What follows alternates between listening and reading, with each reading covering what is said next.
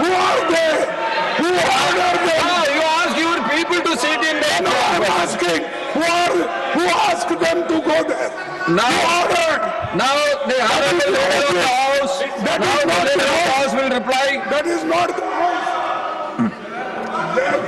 Sir, you have raised your voice. Let the government respond to it.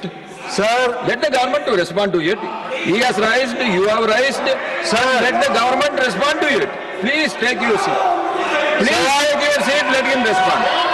Now, sir, now the leader of the house. whatever my friend, sir, what my friend John Bitas has said, this is a very normal law and order situation that we have to understand. I have been a student activist. I have been arrested many times from the classroom in emergency days when Congress party was ruling. I have been arrested. Mr. John Bitas, it is a normal situation. A student activist has to face. Go back and take your those seat. who take law and order in their own hand, the police have to act accordingly, and the police has acted accordingly for those cases. They are trying to sensationalize. It is a normal law and order activity which the police undertakes, and any student activist who wants to do activism should face this. Even I have faced not once, many times. When there was emergency, I was arrested from the classroom, not once, but twice. So this is a very normal situation, sir. Now, Shriman R. Girirajan, through R. Girirajan ji. Girirajan ji, you have to speak whether you like to speak or not, you tell me. You don't want to speak, then I am calling the other member. Shriman Madan Rathore ji. Shriman Madan Rathore ji.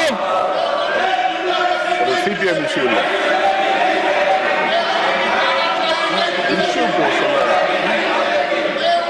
सभापति महोदय, मैं आपके माध्यम से एक ऐसा विषय उठा रहा हूं जिसका सामना सबको करना पड़ रहा है। वो है कि जो ट्रैफिक व्यवस्था देश में सुधारने की जरूरत है, इस विषय पर मैं ये ध्यान आकर्षित करना चाहता हूँ। हम अपना समय मैनेजमेंट करके निकलते हैं, लेकिन जो ट्रैफिक की समस्या का सामना जब करना पड़ता है तो यथा समय पहुंच नहीं पाते। कई बार ऐसी भी स्थिति बनती है कि जब समय अधिक लेकर के निकलते हैं और आसानी से जल्दी पहुंच जाते हैं तो वहां पर भी हमारा समय खराब होता है। इसके लिए ट्रैफिक मैनेजमेंट की आवश्यकता है। मैं आपके माध्यम से हमारे देश के प्रधानमंत्री आदरणीय नरेंद्र मोदी जी को और राजस्थान के मुख्यमंत्री भजन लाल जी शर्मा को धन्यवाद देना चाहूंगा कि अभी हमारे जयपुर में मेट्रो से फेज सेकंड का उन्होंने शिलान्यास किया, तो इसके लिए निश्चित रूप से ट्रैफिक व्यवस्था में सुधार होगा।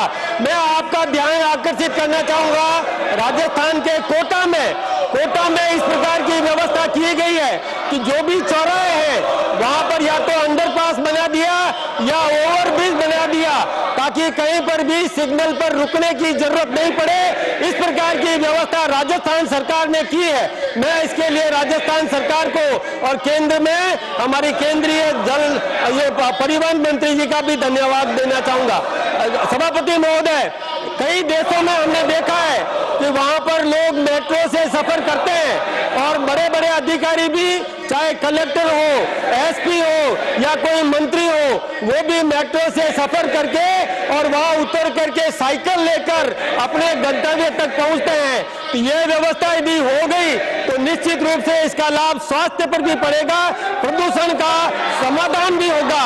ये व्यवस्था हमारे हिंदुस्तान में होनी चाहिए। अनेक ऐसे जो चौराहे हैं वहां पर अंडरपास बने, ओवरब्रिज बने, ताकि जो ट्रैफिक की समस्या का समाधान हो सके। अनेक स्थानों पर अव्यवस्थित पार्किंग हो जाती है, गाड़ियां खड़ी कर देते हैं जिससे कि मार्ग सुलभ नहीं होता।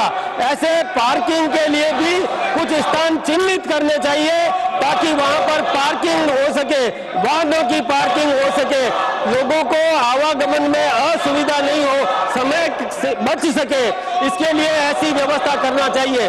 मैं ध्यान दिलाना चाहूंगा कि कांग्रेस के बड़े नेता ये हंगामा कर रहे हैं, इन्होंने ट्रैफिक सुधार में कोई व्यवस्था नहीं की।